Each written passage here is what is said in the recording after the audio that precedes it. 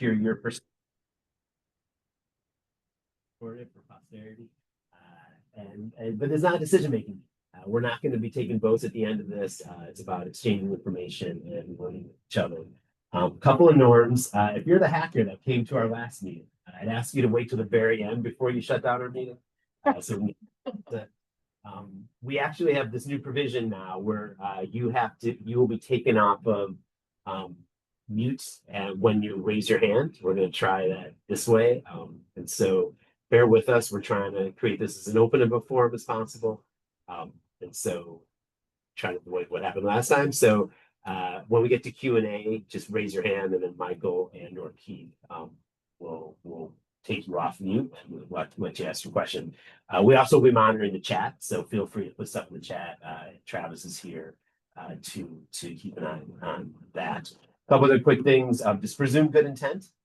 We're all here because we care about making this district work for all our kids. Give and make space so folks are heard. We are going to try and stick to an hour. So we want to respect folks' time. So we try to start on time, we try to end on time. Both Katie and I have newsletters, and you can sign up for that. Katie will put hers in the chat. I'll put mine in the chat. So we'd love to stay in touch with you that way.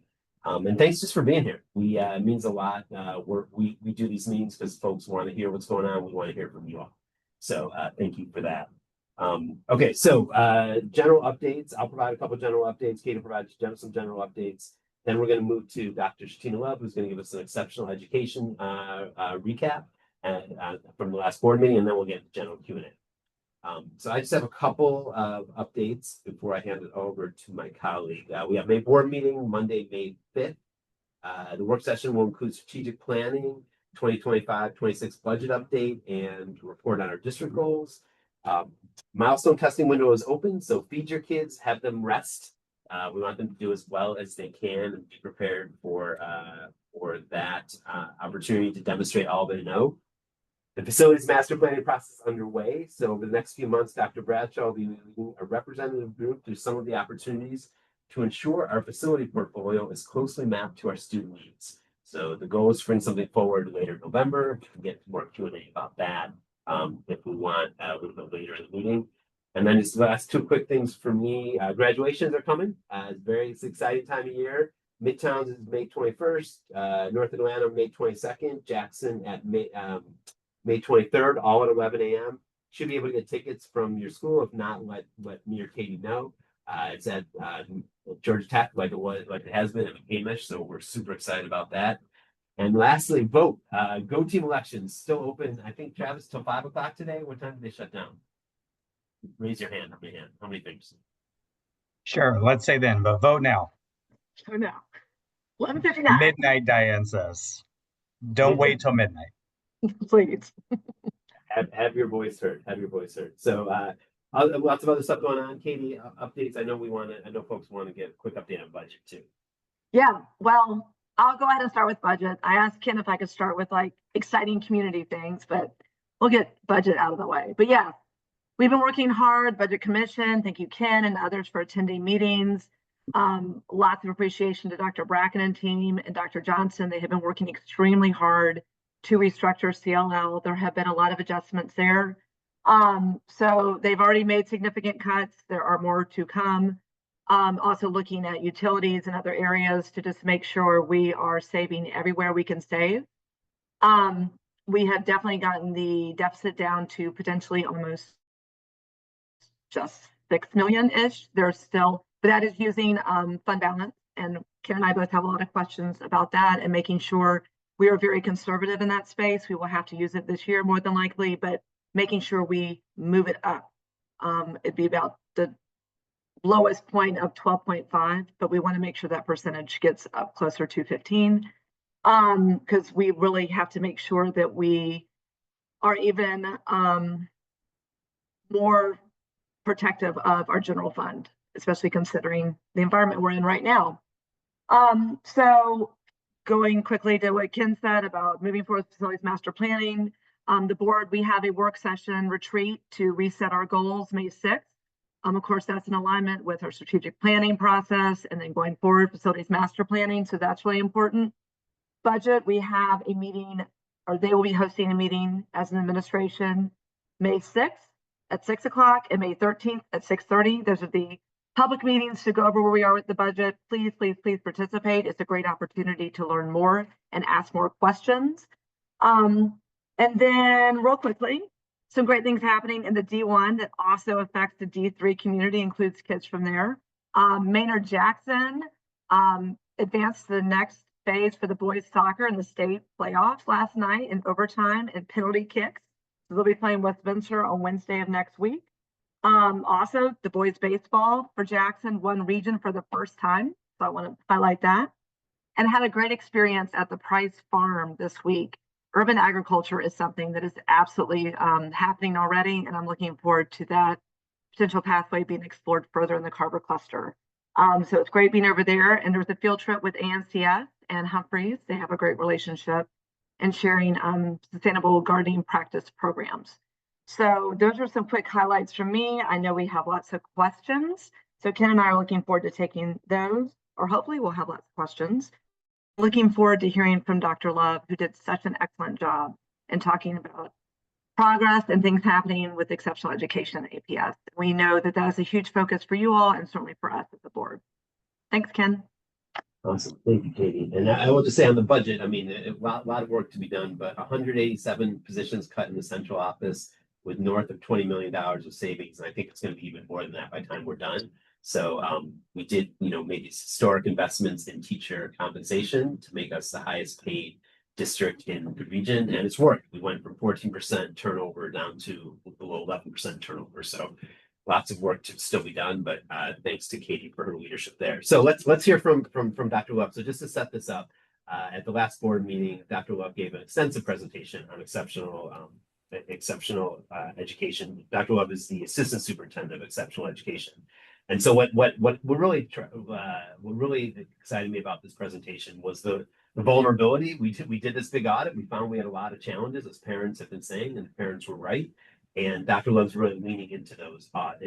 Some folks hunker down and say, that we don't have anything to learn. Dr. Love took a different approach. And so with that, Dr. Love, do you want to share some of the truncated version of your presentation from this past board meeting? Absolutely. Good morning, everyone. Give me 2 seconds. Let me shift over and prepare.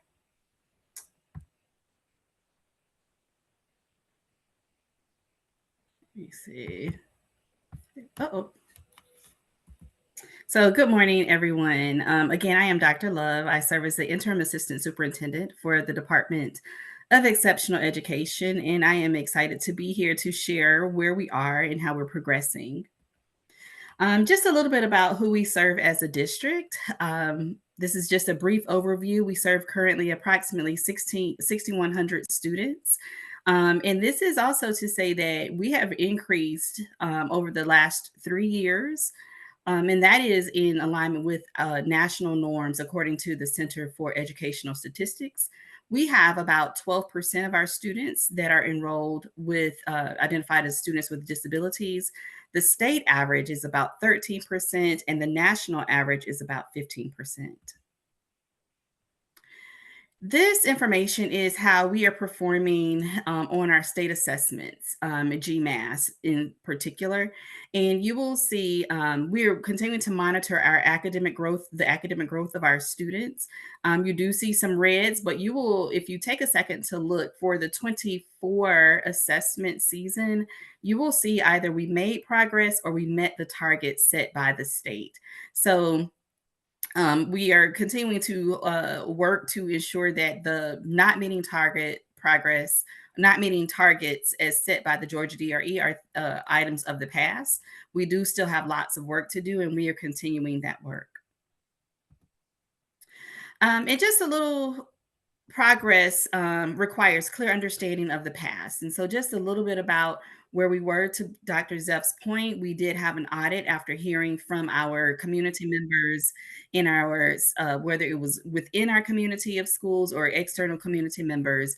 And we know that the behaviors and decisions of the adults play a critical role in shaping the achievement of our students and their outcomes. And so feedback from schools, families, and external stakeholders has highlighted the urgent need to closely examine our departmental practices. And through that history of mistrust, we did the audit, and the audit focused specifically on the identification and referral process, the IEP development, and staff training.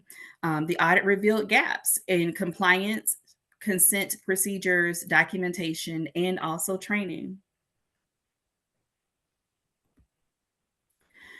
The findings were critical. 5 of those 8 findings that were from the audit were identified as high priority. In response to that, our MTSS team, our exceptional education team, and our psychological services team engaged in a cross collaboration to address those areas of growth and to ensure alignment and data-driven improvements. To date, 6 of those 8 are completed.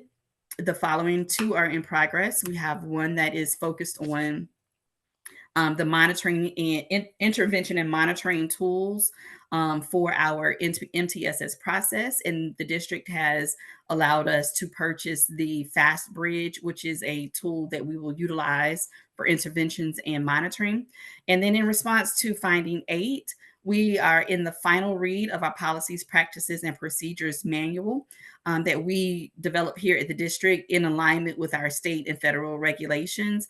It does have to be called out, though, that that particular finding is going to be an ongoing process because the state regulations change as new information comes out or new responses are given to different findings from the state. We have to adjust. And again, just a synopsis of our compliance. We have 3 priorities. Our priorities are compliance, instruction, and community. And so when we think about, I'll just hit on 2 specific the compliance in the community today. Significant strides have been made to align practices with district, state, and federal regulations.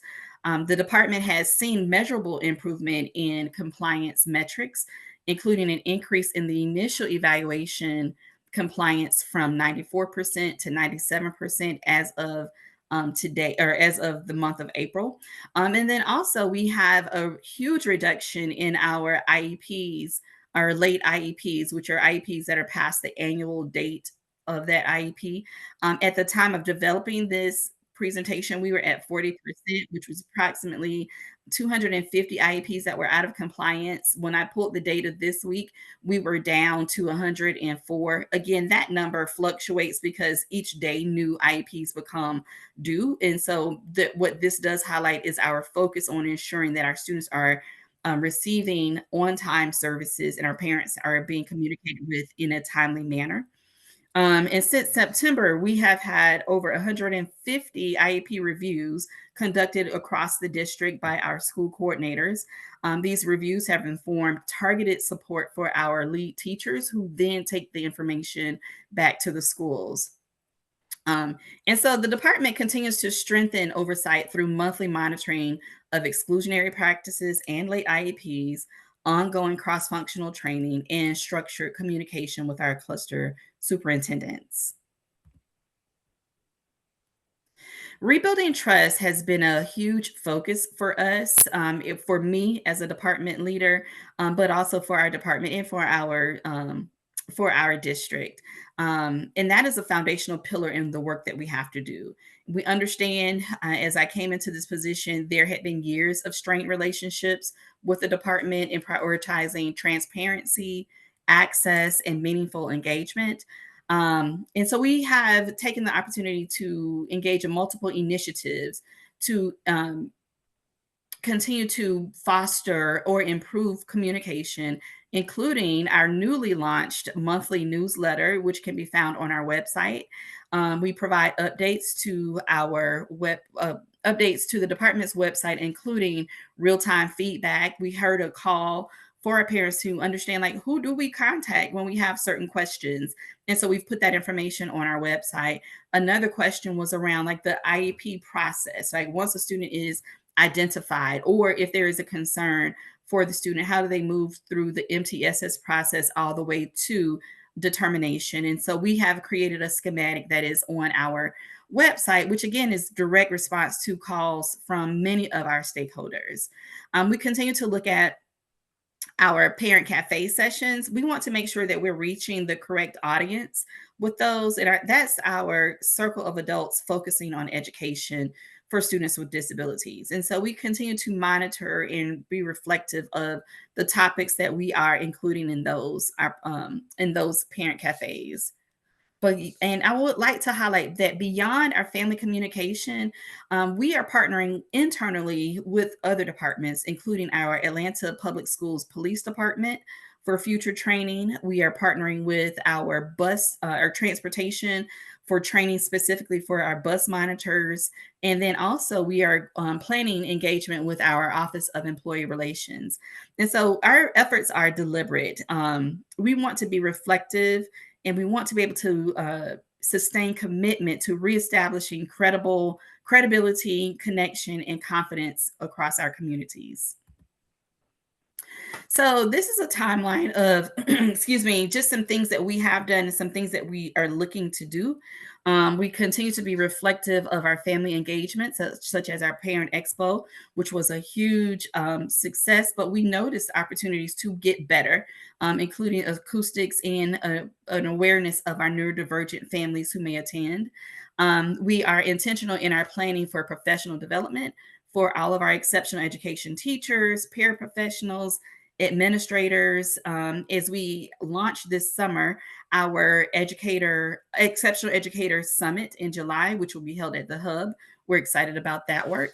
And that will allow us to set the grounds for future professional development, all grounded in data, right? Whether it's perception and or achievement data. We're dedicated to the practices of creating a positive experience for all of our families and our families and students. And I would like to point out, while this has been a short but comprehensive review of what we have been doing, we are still remaining reflective and aware of things that are happening within our schools now and responsive. For instance, with that, we are focusing this month, these last 2 weeks, specifically on a school that has been identified as needing some additional supports. That work looks like 13 of our team members going in and conducting IEP reviews specifically at that school.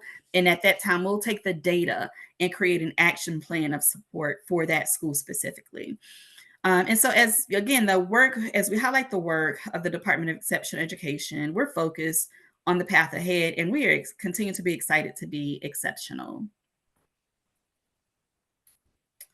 So I will stop sharing and I will take any questions. Thank you, Dr. Levin. Thank you again for sharing the audit. Because I think when audits happen, folks want to see that there's some accountability. I appreciate you leading into that. So, Michael, let's take a few minutes of questions if folks have questions, and we'll take a few minutes of this, and then we'll move into sort of general stuff that's on folks' minds. And just a reminder for folks that showed up late, Michael has to take you off mute, and so he'll recognize you and take you off mute. This is the security precaution. So go ahead, Michael. Perfect. So our first question comes from Miss Yanetta. I'm going to remove her from mute. Let's see. Good morning. Good morning. This question is presented to Dr. Love, and thank you for the information that you shared. But in your partnership with you including the law enforcement and also the transportation, will you be including parents in this partnership for a more cohesive approach to understanding the community that you're serving? Absolutely. Thank you for asking that question. And so we have, in preparation for our summer summit, we are looking to understand how we can include more parents in that. We did a short parent QA at our Parent Expo, but our team has we have an appetite and a desire to hear from our parents. And so we're looking at how we can bring parents in. And when I say hear from the parents, I'm not saying like us answer parent questions. I would love to see, and this is not finalized, so I'm just musing, but some things I've talked about with our team is how do we bring parents in so that we can hear the experiences and hear the needs of parents. I don't know if that looks like a parent panel. I don't know if that looks like a parent fireside chat just yet, but we really want to understand how we best can continue our partnership in community with our parents. Sometimes we do recognize that from our space, we look very tactical at regulations and rules, but not always understanding the human experiences that our parents are living. And so we want to know, how do we continue to keep that at the forefront of the work that we're doing? So your question was, are we looking to partner with parents? The answer is absolutely yes.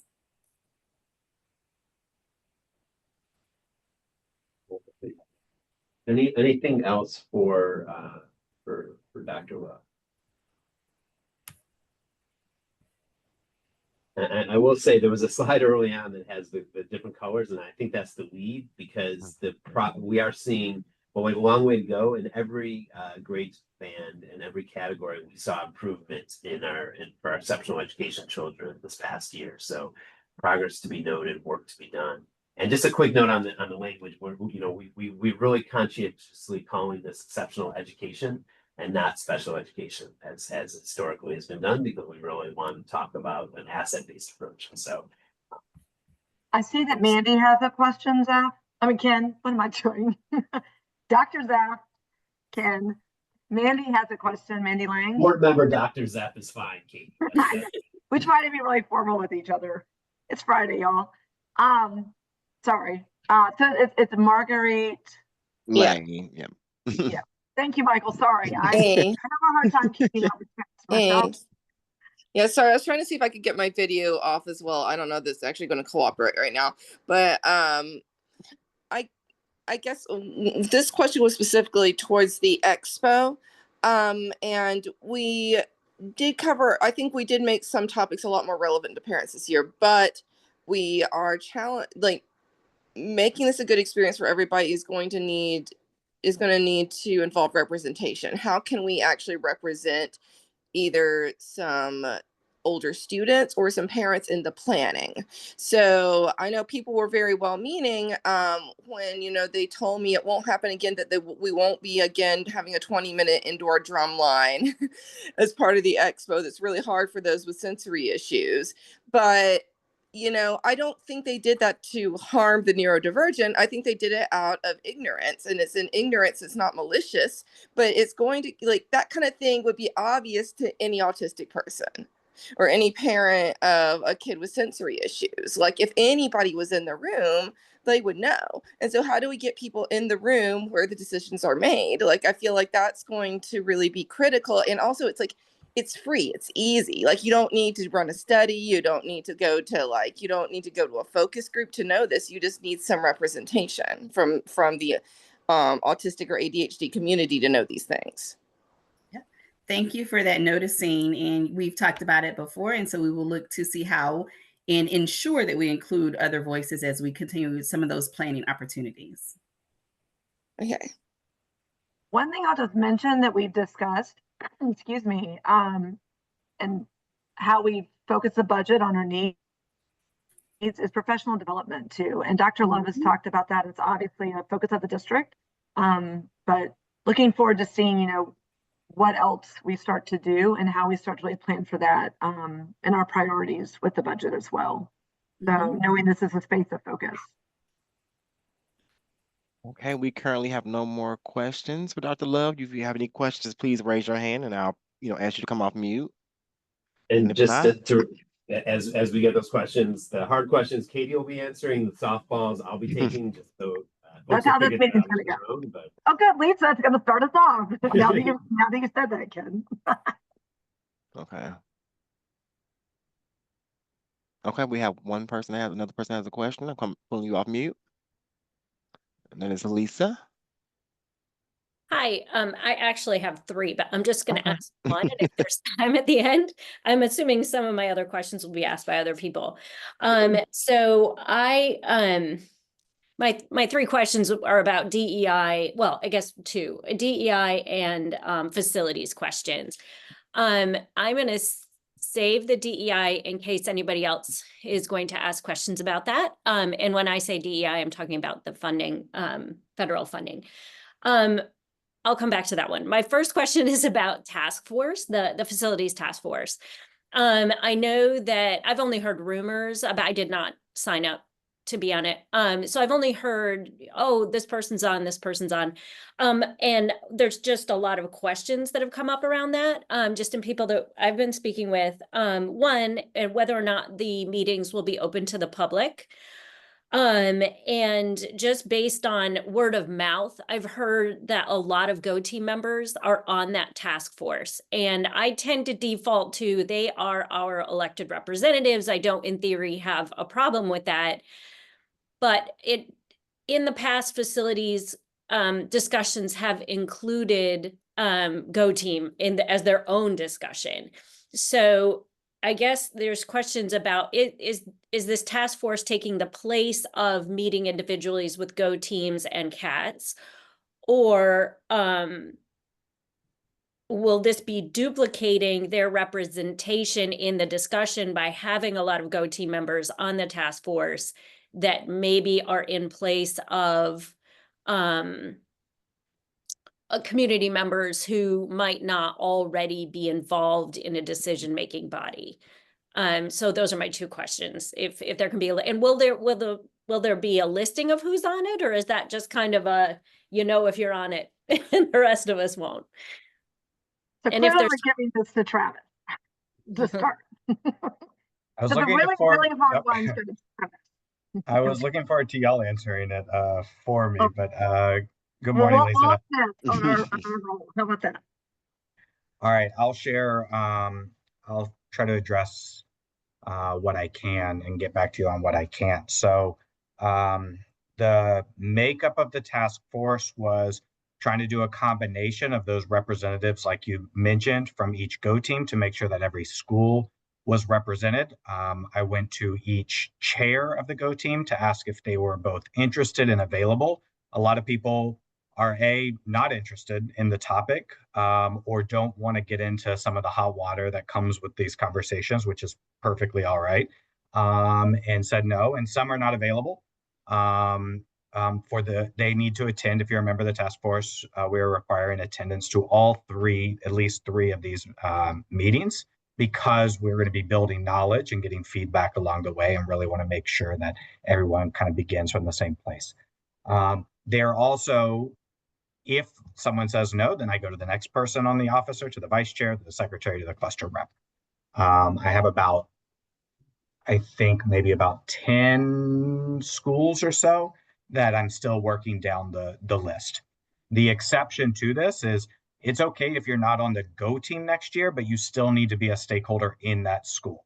So if you're a parent who serves as a chair and your kid graduates this year to another school, because this crosses 2 years, then we ask that you apply or show your interest as a community member versus the Go Team representative, so that you can get feedback from the Go Team.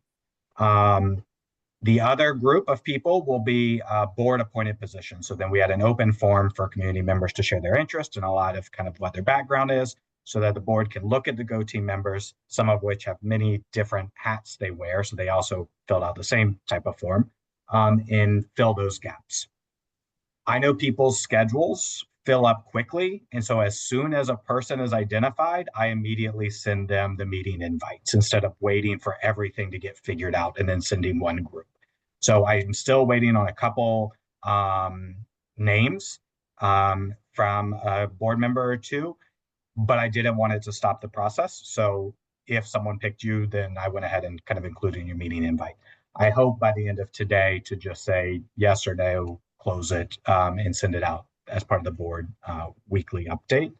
I'm not managing the actual engagements themselves. We've hired consultants to do that. I'm trying to help with the structure part. So I'll get with them. They'll be here next week.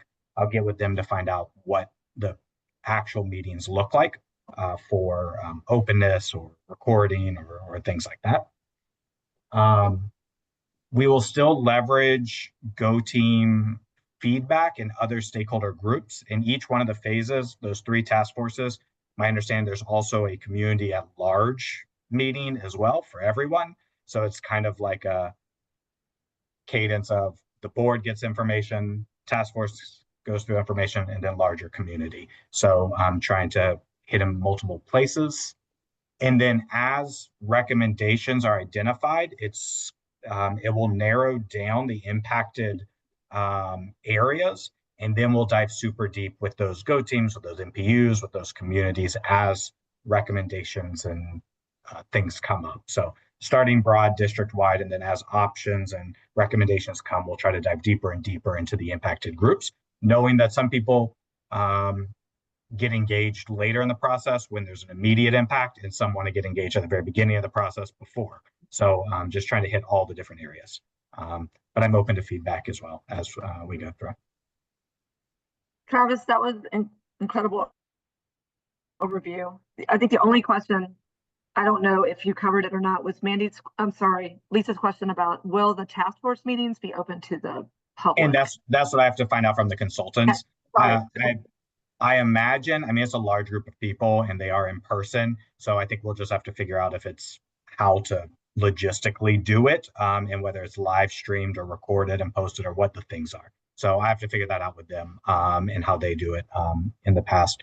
And Lisa asked if there will be a list. Yeah, there'll be a list. Actually, I'm going to send the list to the board this afternoon for one last glance. But yeah, we'll do a website list as transparent as possible. The only reason it's come out a little bit at a time is, again, I want to go ahead when people are confirmed. I want to immediately get it held on your calendar and you aware. So thank you. And you've done a tremendous job. I know I've sent lots of emails asking you questions to make sure I present diverse representation for that task force. So thank you.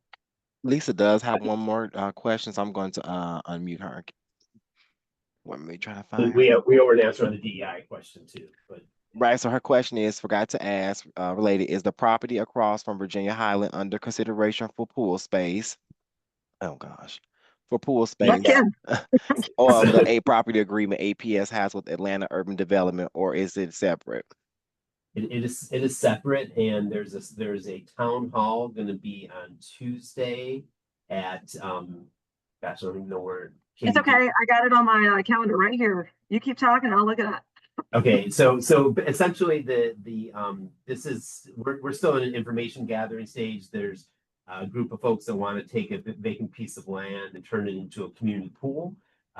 There's lots of details that are associated with that. It's right across the street from the old Inman, now currently Virginia Highland Elementary. If you're interested in that, there's a separate set of conversations happening. I think there's a town hall with the Virginia Highland Civic Association on Tuesday. I'm putting it in the chat just so people see it right there. Yeah, I do want to answer, or at least give my perspective on the DEI question, because I've had several folks reach out around that. It was something that we've thought about a lot. I don't want to go too deep in the weeds here, but what the federal government has asked us to do is to self-certify that we are not implementing policies that are favoring one group to the detriment of another group, in line with sort of the administration's stance on these things. We have to go through a similar process every year where we certify that we're not discriminatory in our practices. And so our attorneys have reviewed the policy and decided that we should self-certify, because there is not specific guidelines of what it is allowed and is not allowed. So you'll notice that we still have supplier diversity programs. We still have the exceptional education prom that we had a couple weekends ago. We still do the things that we do that meet our kids' needs, because in our interpretation, we are not favoring one group over another. We're creating a holistic, a level playing field for everyone to participate. So until I know there's been some controversy in some other, actually just Decatur, every other district in not just in Metro Atlanta, across the state has self-certified, as has Decatur. We have not decided to make a public fight out of this. We're taking a posture of we are in compliance, and we're keeping our head down doing the work. So the superintendent did certify that we're in compliance. Thank you, Ken. Perfectly covered. What else? Okay, we said the VHCA's in the chat. Other question. I know people have other questions, but while, we're waiting for some more, y'all come up with some more. I do want to just add to my budget overview that our last budget commission meeting is May 15th. More than likely it'll be at noon. Lisa, I see you putting something in the chat, so I'll wrap up quickly. But yeah, the plan is to, of course, adopt the budget June 2nd. So wanted to make sure to add that. No, I mean, you can respond if you want, but I'll just say, we're focused on the work and we have not changed anything. We are focused on the. And actually, if you're reading the papers as of just this past evening, the courts have struck down the administration's ability to take action with Title I. So higher ed is in a different space than K-12. Higher ed is much more dependent on the federal government than K-12. We get most of our resources from local property taxes and from the state, and so their ability. So we're not looking to make go to war because we don't think that we don't think we are practicing anything discriminatory. So until somebody tells us something different, we're gonna keep our head down and do the work. And regarding strategic planning, I know Ben has a question. We're focused on making sure, for instance, number one, kids can read on grade level and putting in place what they need to read on grade level, which that is equity. So I'll just say that. I'm going to pull Mr. Nemo off mute. Hey, good morning. How are you? Thank you. There's good news out there. A lot of people don't know, but there's a new Georgia law requiring device-free K-8 schools, I believe, from opening bell to closing bell starting in the fall of 2026. I was just curious if you have any insight yet into how APS will determine what that standard will look like and whether you think it will make any effort to take action sooner before that law requires to be implemented. Personally, I just think it's a great opportunity. I know there's so much going on at the district, so it's really not a complaint, but so many districts are taking action on this front, and I do think it's a great opportunity for the district to start leading this topic, other than leaving individual schools and parents kind of spinning wheels, trying to align on a policy that works and ending up with a lot of different situations from school to school. And then I would, as part of that, I would mention, from what I understand, the Sutton Middle School policy is pretty comprehensive and doesn't require a lot of resources and is very effective. So I'd like to make a vote that we look very closely at what they do and see how quickly we could implement something like that across elementary and middle schools. Thanks. Yeah, so thank you, Zeff. And so the governor, I don't believe has signed it yet. So it made it through the session unless I missed it. But I think he likely will. And we've had this great pilot in Midtown. That's where my kids go to school. And I've been very happy. But I think you're right that we want to. So the district, just so everyone's clear, the district policy is that cell phones are not acceptable during the day. It's the implementation that's been the challenge, and so that in Midtown they've done the yonder pouches. Sutton's doing some, we've had some pilots going on. I think the plan that last time I talked to the administration was to assess at the end of the year how those pilots went and see where they can be approved. And so I think you'll hear something over the summer about what our direction is. But your point's well taken. My daughter got so frustrated that she had to put her phone in her yonder pouch. So, well, I'm just not going to bring my cell phone to school anymore. To which I said, yes. Great solution.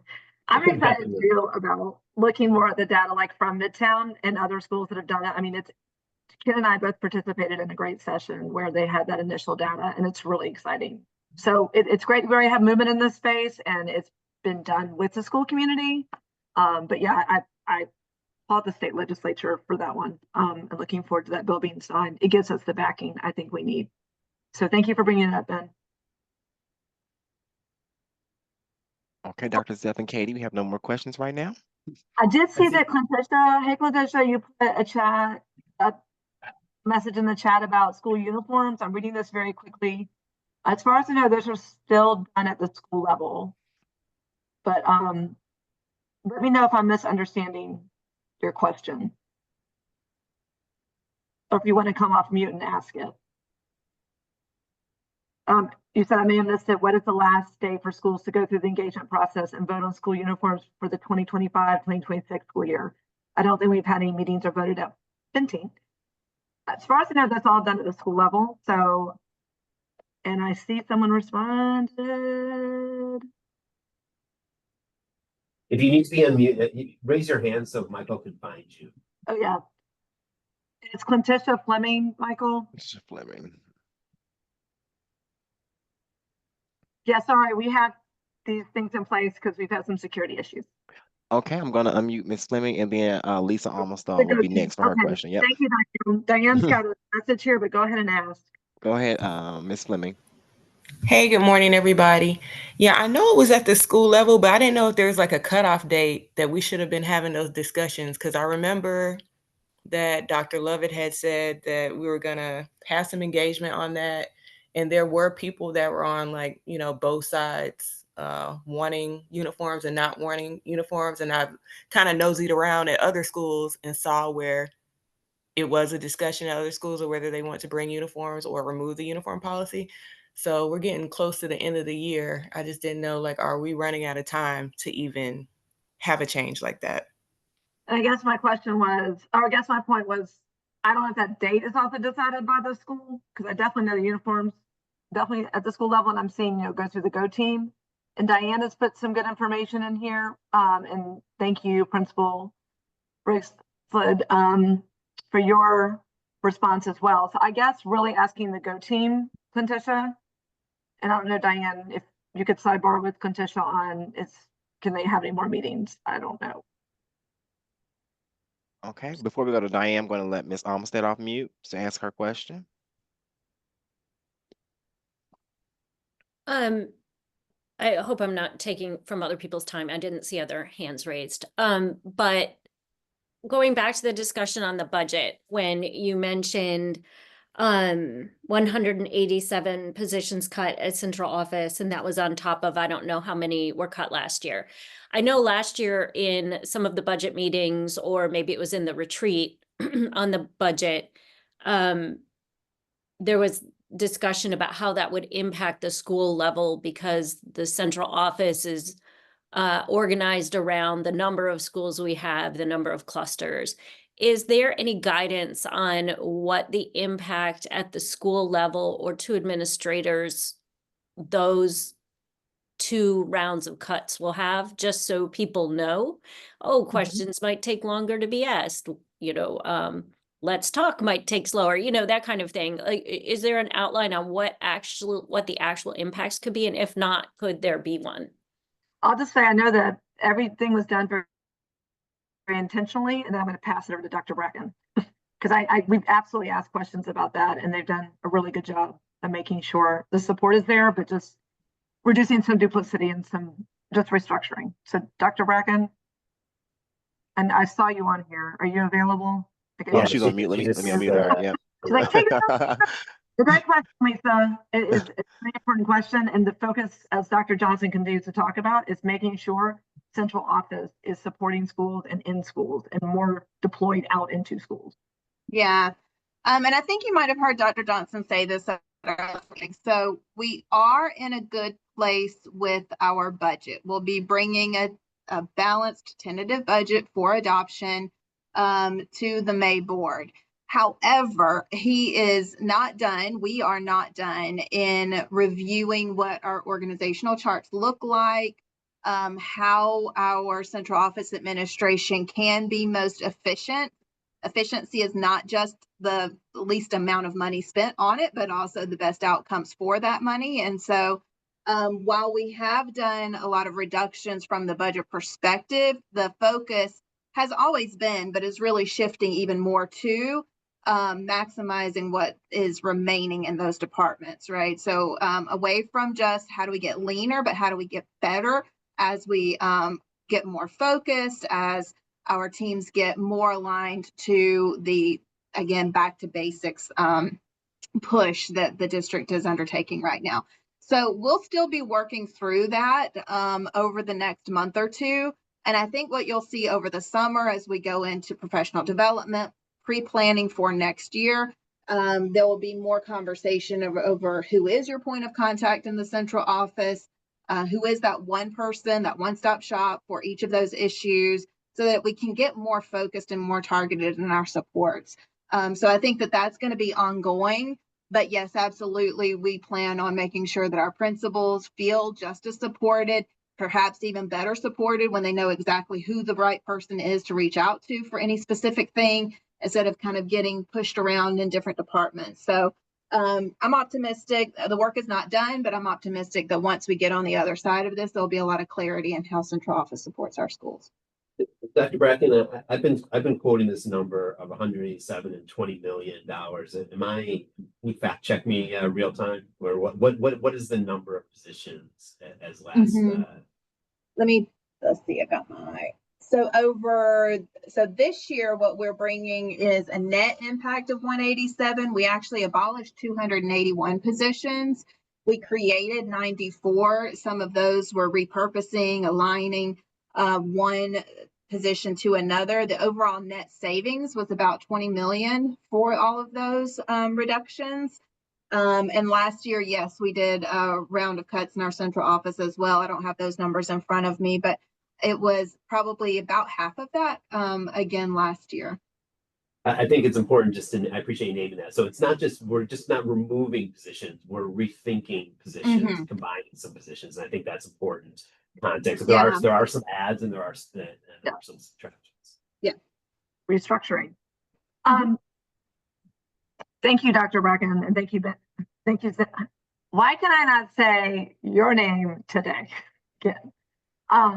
For again highlighting that amount, though, and that we know there's continual work happening, Dr. Bracken, that we'll hear more about at the next budget commission meeting. And then Mandy, are there any other questions, or we can ask Dr. Love to speak to your question, Mandy, about how we best support families who have students with autism, just as particularly during this time.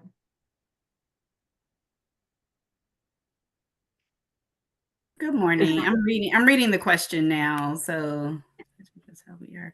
29 families in the face of disparaging statements about autistic children and adults from federal government. If there's not time, I just wanted to note for the record, the autism community is really hurting.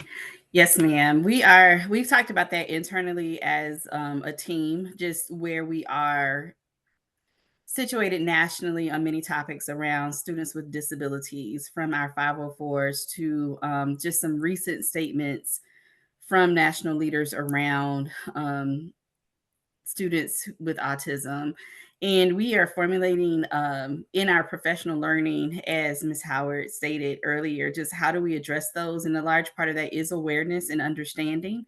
And so we do recognize that we've not done as best of a job as we could with the rise of students who are identified with autism and how that is impacting us globally and also those families. And so we're looking to create a structure and a path for that. And I think there is an opportunity for us to, again, like the question earlier, how are we partnering with families? There's an opportunity for us to do a little more deliberate work with that, to hear and understand how collectively from the district space and also from the family space, we can blend together on that. So I understand as I lead the work, as I hear from families constantly, there is a need to come together as a community to address some of the concerns. Unfortunately, like day-to-day things are changing. And so it's just really hard to establish a full all-out plan, but we are working to that as we navigate. I also saw that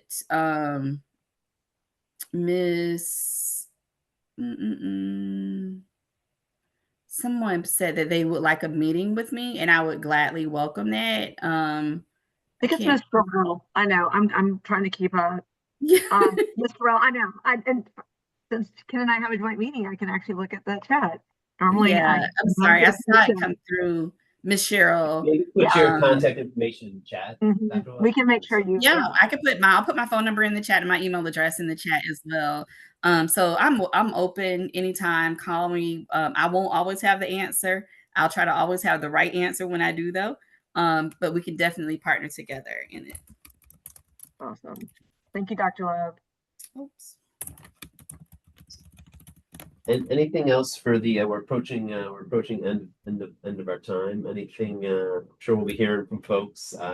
Just a couple timing updates so that if you're interested in talking pool, Virginia Highland Civic Association on Tuesday, board meeting on May 5th at 2:30. And budget commission, Katie, remind me when the budget commission is. May 15th. And then of course, don't forget the 2 virtual public meetings on May 6th and May 13th. May 6th at 6 o'clock, May 13th at 6:30. Dr. Bracken put it in the chat as well.